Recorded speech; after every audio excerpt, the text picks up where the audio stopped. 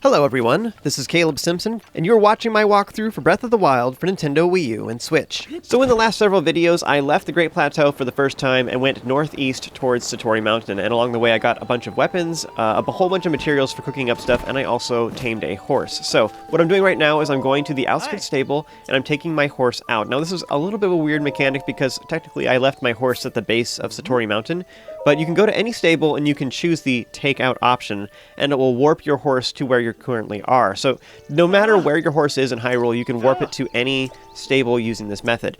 This is very handy, so this is why I recommend you unlock all of these shrines at all the stables, because I'm trying to make that a priority, just get to them so that you can have a warp point there. Because if you go to any stable, you can then take your horse out, and you can quickly go all across Hyrule. You don't have to, this is not required, it just is very nice. It's a very handy thing if you're trying to quickly get somewhere. It makes it way faster than running on foot. So a lot of you may just go straight from the Great Plateau to Kakariko on foot, and that's fine. However, if you take a horse, it'll be a lot faster. Now, if you don't currently have a lot of cooked dishes, I would recommend you use some of the materials we got on Satori Mountain and the Great Plateau and fry them up, and basically like a bunch of dishes of 3 apples and 3 Hylian shrooms, and then also 3 Stamina shrooms. Those are the kind of the 3 dishes I'd recommend you make. And the reason is it gives us a little bit of healing. The Stamina stuff will allow you to have a little bit of stamina in case we do some climbing on the way there. It's just nice to have some stamina dishes. Now, I still have some left over from when I cooked on the Great Plateau, so I am not currently in need of that. But yes, if you have not cooked anything yet, I'd recommend you do that at the outskirts stable before we continue. So, horses in Breath of the Wild, they do kind of are disobedient until you get them fully soothed. My horse right now is at like 80% bond, so you'll see that I'm continuing to soothe it to get it a little bit happier, so that you'll see those little hearts popping up around its head.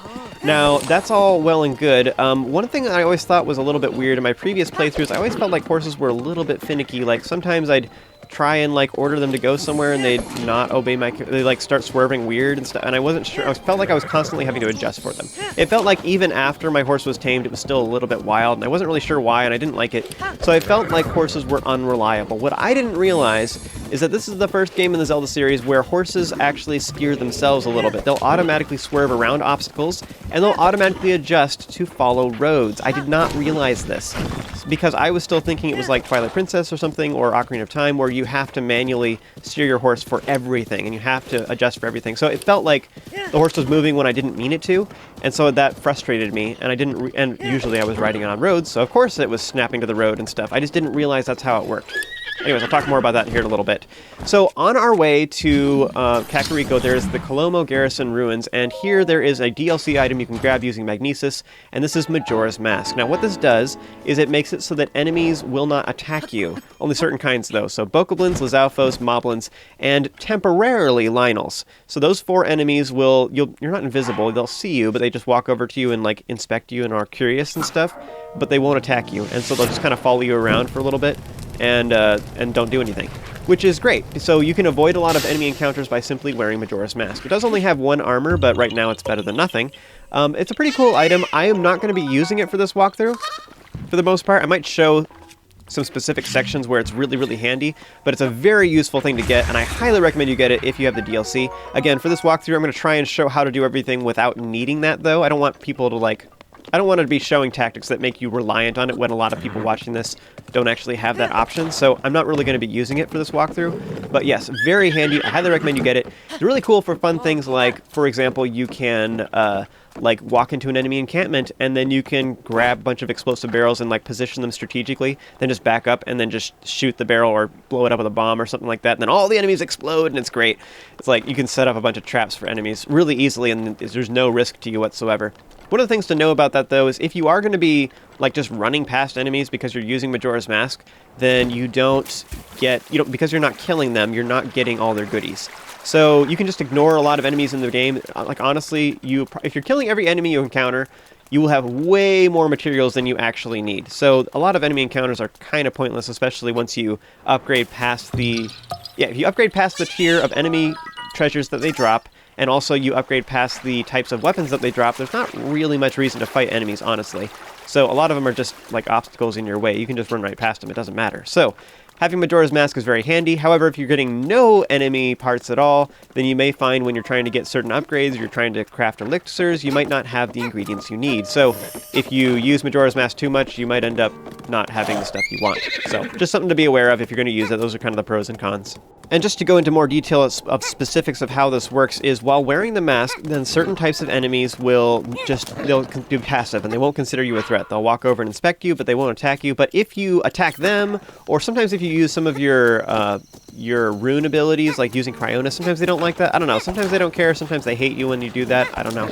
And then otherwise, if an enemy sees you, like a Choo-Choo or a Wizrobe or something that doesn't fall into the categories that Majora's Mask covers, then all of a sudden all the enemies will realize you're a threat and they'll attack you anyway. So your disguise is ruined. So that's how it works.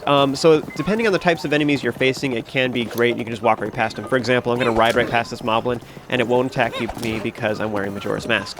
Now, just so you know, if you don't have the DLC and you don't have access to this, you can still accomplish this by buying masks from Kilton. Now, Kilton will have different masks available depending on the number of Divine Beasts you have defeated. And each one of those masks only stops a particular type of enemy. So, for example, if you purchase the Lizalfos mask, then you can walk around Lizalfos, but if a Moblin or a Bokoblin is nearby, then your disguise is ruined and they will all attack you anyway. So on our way towards Kakariko, right before we get to the bridge, there is a shrine off to the right. You should totally unlock this at the very least for our teleport point, but as long as we're here, we might as well do the shrine too. So inside there's a bunch of fans, and we need to use the wind to reach far platforms. How you do this is you have to extend the paraglider by pressing the jump button twice. Ideally, what you're trying to do is press it like right at the height of the jump. The easiest way, I honestly find if you're standing in place, like on a platform, it doesn't really like it very much. Pretty much you have to jump off the platform. It's the only way to really get the paraglider to successfully extend. So that's the trick, is you jump off the platform, and then you'll be able to use the paraglider. So jump straight, and then press it again, and you'll activate it, and that's how it works. So use it to reach the far platforms. Here we have a difficult puzzle that people often struggle with. You want to glide with the right side of this wind geyser, and then go over to the right, make a hard right before you reach the far platform. That is the timing on it. So just stay on the right side of the wind, and then at the last minute, then swerve off to the right, make a hard right, beeline for it, straight up, and you'll get there just great. So that's how you do that. It might take several tries, but that's how that works. If you fall down too many times, you'll have to go ahead and eat some food.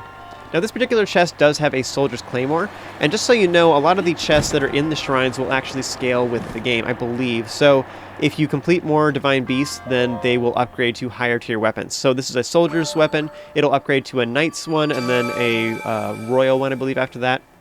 So the weapon that is inside the chest will steadily upgrade. So if you don't get the weapons that are inside these chests and you complete more Divine Beasts, come back to these shrines, you can then open them at that point and they will get better. Something else that was interesting, by the way, as I was doing this playthrough, I realized that apparently it's the weapon category. So in that case, it upgrading to a royal weapon is based on how many Divine Beasts you've slain. But the quality of the weapon, so if it has what affixes it has, so like if it has plus to durability or plus to critical strike or throwing distance or whatever, that is actually based off of how many shrines you've completed, which is interesting. I did not expect that. Or it could be based on how many hearts you have. I guess, and I'm not entirely sure. Regardless, completing more of the game will make weapons better, is all that goes to say. So a lot of these chests that are in shrines, you can stall and not open them yet, and open them later to get higher tier equipment that have good affixes on them. Now, on the hill just south of the shrine, there is actually a bunch of different goodies you can grab here. In particular, I'm interested in this chest that is on top of this tower. All these little towers look kind of like giant nails, actually. On top of the nail head, there is a chest that contains a sapphire. Now, I'm going to be saving this and trying to use it to upgrade some of my armor later in the game. However, if you are not planning on doing that or you just don't care, I'd still recommend you grab this because you can sell it for 260 rupees, which is pretty nice. Like, that's a big boost early game. So even if you're not planning on upgrading all the armor or you're not planning on upgrading it that much, it's still a handy thing to grab. So I'd recommend you climb this tower, grab this sapphire. So here's a new type of Korok puzzle that you haven't seen yet. There is a hole nearby and there's this boulder, and we need to push the boulder into the hole. This particular one is at the bottom of a pit, so it's really easy. I could just push it forward by hand and it would probably roll right in. If it doesn't, it probably gets really close to it and I can just push it the last little way. Otherwise, if you ever need a little bit more force, then how you do that is you use stasis. So there's all these golfing puzzles is what I like to call them. So we're golfing for Koroks, and that's how that works. Super easy, it's nearby, so I might as well grab it as long as I'm here. So up ahead we have another one of these rock circles in the water that I have to throw a rock into, and I'm not really going to talk about this because I've already shown several of them in the walkthrough. The reason I'm pointing it out is because of the Octorok nearby. I shot it with arrows. It probably would have been smarter in this particular instance to just drop a bomb over the edge, and it would have killed it, and that would have been smarter. So quick comments about Octoroks. They tend to drop, they have Octo Balloons is the more rare item that they can drop, and it's very handy. And so what I like to do is a lot of the other common materials for them, you know, Octo Tentacles or whatever, I don't really care about them, it's just whatever. But the Octo Balloons I think are pretty valuable, and I recommend you try to have at least 5 in your inventory at any given time. So what I like to do is I kill Octoroks, and I just glance at their drops and see if there's an Octo Balloon. So in this case there was, so I'm going to run over and grab it. So if there's not an Octo Balloon, I just ignore it and move on. If there is one, because it's more rare, I grab it real quick, because it's handy to have. Also, just so you know, Octoroks always, I don't know if they always do or most of the time, but they tend to drop fish when defeated as well. And the type of fish they drop is randoms. They just drop something, which is really cool, actually, because you can get some of the very rare fish. So, in particular, Voltfin fish in particular is the most rare, but you can also get Chillfin and Sizzlefin trout from them, as well as like Hardy Bass or Stamico Bass, for example. But they're all typically pretty high-end fish that they drop usually, not always, but it's typically like tier 3 very nice fish is what they drop. So especially if you're trying to fill out your compendium and you're trying to figure out how to get a picture of a Voltfin trout because you haven't seen one yet, then that's a great example of how you can find them. It's just kill Octoroks. And they do that regardless of if they're in water or on land. All types of Octoroks will drop fish. So yeah, all that being said, I wouldn't go out of my way to hunt Octoroks in general, but I just check and see if they have either Octo Balloons or if they have a nice fish that I don't recognize. Look, if it just looks like a regular high roll bass, I just ignore it and move on. But if it looks like something else, like a Stealthfin trout or something else that's a little bit more rare, then I'll stop and grab it real quick. So that's kind of what I'm keeping an eye out for whenever I kill Octoroks. So I just advise you to do that. Like, I know Octoroks seem fairly common and you fight them a lot and stuff like that, so maybe you're just ignoring them because you're like, bah, they don't have anything good. But just know that they can actually have some more rare stuff that give you good cooking materials and or rare things that you can fill up your compendium with. So on Proxim Bridge, there is a dude here who just has some kind of tutorial-y kind of things. He's just like, by the way, there's shrines here, to point it out in case you walked past that one and didn't notice it. And also he points out the guardians nearby. And he also mentions that some of them are alive. Most of them are actually fake. You can kind of tell all the dilapidated ones tend to be dead. If they have, by the way, if they have some legs, but some of the legs are broken, those ones are always fake. They're always just dead ones, and you can walk up to them and loot all their goodies on them. But if they have all the legs intact, they're probably real. And also, if they don't have any legs at all, those ones could be real because they're decayed guardians instead. So that's kind of how you tell the difference. The ones that are decayed guardians, like the ones that were on the Great Plateau that are alive and don't have a lot of health, those ones are pretty easy to note. Like, I don't know how to explain. They're very strategically placed, and so it's pretty obvious that they're actually real, as opposed to fake ones. But just something to keep in mind. Now, to maneuver around water, I think Cryonis is the easiest way to do this. You don't actually have to place them super close together. I think it's way easier, actually, to place them super far apart. Just bear in mind that if you are swimming upstream, that will consume a lot more stamina, and it could be a little bit scarier. Just bear that in mind. Another thing to know with Cryonis is whenever you're making blocks, you can only have a limit of 3, and it will break your oldest block is the one that will break. So in this case, I was standing on my oldest block. I actually started running out of stamina. I didn't think I even had enough to reach my next block, so I had to go back. And likewise, again, what I should have done here is I should have used Cryonis to break my one farthest downstream, because now the one I'm standing on is now currently the oldest block in order. So that's the one that broke. So ideally what you do is you try to just have 2 Cryonis blocks at any given time, so that way you don't accidentally break the one you're standing on. So anyways, that all being said, if you're going to go downstream or like to the side, you can place your blocks pretty far apart, but if you're going to be going upstream, you probably want to have your blocks a little bit closer, which is what I'm doing here in this video. Something else to be warned of, though, if you're using this like paragliding method like I am, is if you get your head underneath a block, it will shatter it. So in this example, I wasn't sure if I had enough stamina to reach that platform. I probably did, but I didn't want to risk it, so instead I just went back and made more blocks. But yeah, I see a lot of new players doing like a whole bunch of Cryonis blocks. Like they literally have them close enough they can practically walk across the lake, and it's so time consuming. But yeah, paragliding to them is so much superior. It is a little bit more awkward if it's raining, but it's still like really good. So I'd recommend you just place your blocks a little further apart and glide to them. It would save you a lot of time. So something to bear in mind while playing Breath of the Wild is just kind of awareness of your surroundings. So for example, I was going to go across this river and I was like, ugh, I don't want to mess with this, and I'd have to climb once I get there, and I was like, you know what? It'd be a lot faster to just climb this bridge right behind me. So that saves a lot of time. So there's just a lot of little situations like that that you'll find where just the realization that you can climb anything can allow you to save a lot of time and give you a lot of shortcuts. So let's go back to talking about horses again. I know there's a lot of stuff that happened in the meantime. You'll see here that I'm like manually adjusting for my horse, trying to make it stay on the road and stuff like that, and I'm overcorrecting for it because it's moving around a little bit. And again, it's because at this point in the recording, I didn't realize that it was automated. I didn't realize my horse would automatically snap to the road and just go where it's going to go.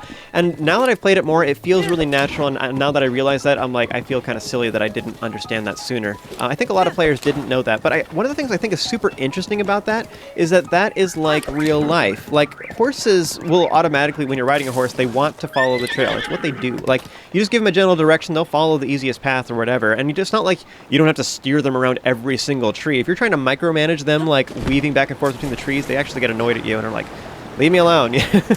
So it's like, yeah, anyways, you just give a horse a general direction and they want to run. It's what they want to do. So like, it's just cool. So in this game, what you do is you give your horse a direction and then you can focus on whatever. You can look around, you can shoot things with arrows or whatever, and your horse will just keep going and it'll weave around stuff automatically, and it's great. And that's cool because it's just like real life. And I just think it's cool that it's like, I guess the technology has progressed enough where your horses aren't stupid like they were in previous Zelda games, I guess. So it feels good. Now that I've played around with it more and I've gotten used to it and I've learned to like trust my horse's auto steering or whatever, it's actually like really nice. It feels great. In particular on roads. Roads feel awesome. They work perfectly. You have to, like, when there's a fork in the road, you have to just kind of aim slightly in the direction you want to go, and your horse will just be like, and just goes. And it's great. But yeah, I think a lot of players are completely unaware of this whole auto-steering mechanic, so I think just a lot of people like me didn't realize it was even a thing. I would just assume that it was like it always was. I thought it was just as derpy as it was in other games I've played, both Zelda as well as other titles like Darksiders and stuff like that, where the horses are just dumb. So it's cool seeing a horse that's actually nice, where you don't have to micromanage it like crazy at all. You just do your adventure. You're looking around for Koroks and whatever, and your horse is automatically avoiding obstacles, and you don't even have to think about it. It just feels good. Like, after you get used to it and it starts feeling really natural, I think it suits this game very well. So this is so far the most enjoyable horse experience I've had in a game. So in previous playthroughs, I didn't really use a horse because I thought they were finicky. Now I realize they're awesome, and I think it's so worthwhile because you can move through Hyrule really fast with them. Of course, there is something to be said for not using a horse specifically, just so that you can explore the whole world and get a bunch of Koroks and stuff and get all the goodies. And that's true. However, what I'm doing is I'm kind of prioritizing specific chests, and then I'm just getting other goodies along the way. So for example, chests that contain giant ancient cores or star fragments or any of the armor pieces, whether that's for the base game or the DLC. So those are the things that I'm prioritizing. So for example, right now I'm heading towards the tower, and I'm just getting other Koroks and treasure chests that are along the way. Not because I specifically want those chests, but just because I know they're there. So for example, I remembered there was a chest from previous playthroughs, that there's a chest behind this rock wall next to the tower, but I couldn't remember what it was, so I just went ahead and blew it up and opened the chest just to see what it was again. And it turns out it's just a soldier's spear, which at this point I've already outclassed and it's not any good for me. By the way, stuff in chests, after you've collected it, then it will go away and that chest is empty. Now in this case, for example, I was full, so I put the spear back. But if I had room for it and I collected it, that chest is empty and it will never reappear again. Chests are finite. Once you have successfully collected them, you can never open them again. The only exception to that is enemy encampment skull chests. Those are the ones that reappear during a blood moon. So anyway, like I was saying before, this walkthrough is going to be focused on getting all the key locations, so all the towers, all the towns, all the shrines, and then getting all of the armor and stuff for both the regular game as well as the DLC. As far as Koroks, I'm mostly just going to be getting stuff as it's convenient. I'm not going to be going out of my way to get everything. If you want to, then I'd recommend you use the links in the description for the Zelda Dungeon interactive map, the Korok guide, and the Breath of the Wild checklist. Ironically enough, the Korok guide is more useful for trying to figure out a specific Korok if you're having trouble with a particular one. However, if you are wanting to just keep track of them in general, I actually think the map and one of the checklists would be a much better resource for that specifically. So anyways, the part of the reason I'm saying all that is it's very hard to keep track of stuff as far as following along with the video as far as Koroks are concerned. Using one of those other resources will be a much better option for you for that particular purpose. So as far as these towers are concerned, I'm just going to be fast-forwarding through this cinematic from here on out. Once you've unlocked one tower, you've basically seen them all. It's the exact same cutscene over every time. You see the little drip going onto your Sheikah slate, whatever. The first time you see it, it's cool, it's awesome. But then after that, it's it loses its excitement. So anyways, I'm just going to be skipping over these cutscenes. The thing I do want to point out, though, is during this recording phase, one of the things I did is I placed useful pins for each area that was unlocked. So right now we're going to be able to see the Dueling Peaks area on our map. This will unlock it, or will show it all, reveal it all for us.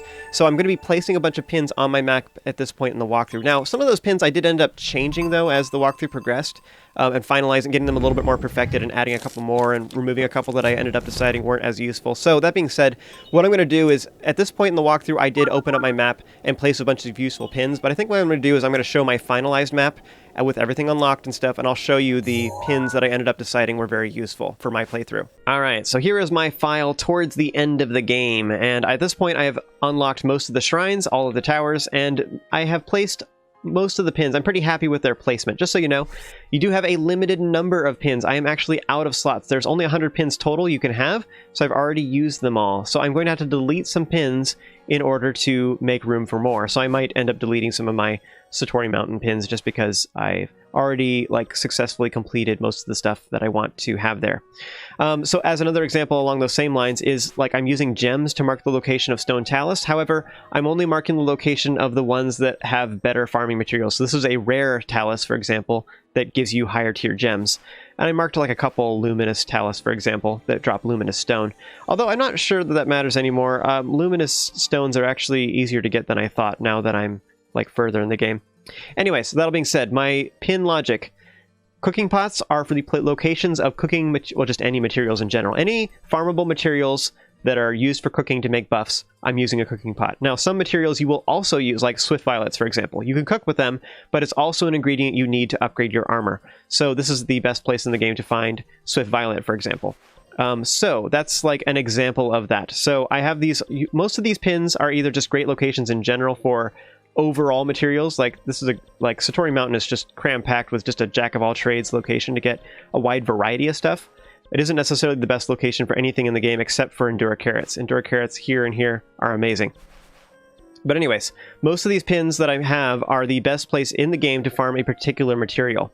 And so I will point them out as we go. So, moving on. So yes, cooking pots for cooking materials. Skulls are for Hinox, Stalnox, and Moldugas. These gems are for stone talus. Meanwhile, weapons are for any kind of melee or ranged weapons. I'm saving my bow pins for Lionels, but I actually haven't been fighting Lionels yet, but I don't have any more pins, so we'll see what I'm going to do. It might not matter. It's at the end of the game, so I'm not really sure how worthwhile it is going to be for me to mark them at that point.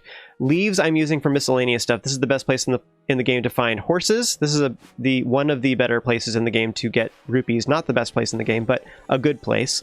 So just like that, for example. So, moving on. Okay, done with my PSA about how to use the map. So we've gone to Great Plateau. We're heading towards Dueling Peaks Tower. We've just unlocked this, and there's this little sliver right here, and then also this whole area is what was unveiled. So, what are the cool things here? Let's talk about Kakariko. We're going to be heading here in just a moment. I would recommend you mark the location of the Great Fairy. This one's pretty obvious. It's kind of obvious it's here, and it's clearly marked as a Great Fairy. However, there are other things that are useful for this. I did mark the horn statue here as maybe I'll change it to a leaf. Horn statue here as well, but other fairy things, like here's the horse god, for example.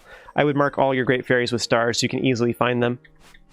So, meanwhile, just so you know, I do think it's worth marking your preferred location to get iron sledgehammers and torches in particular, because you want to know where you can find some. So, you can find all three of those at stables, and a lot of people don't know that. Every stable has usually two of them. So the outskirts stable that we've already been to, for example, has a torch right here, I believe it is, and there's a woodcutter's axe right there.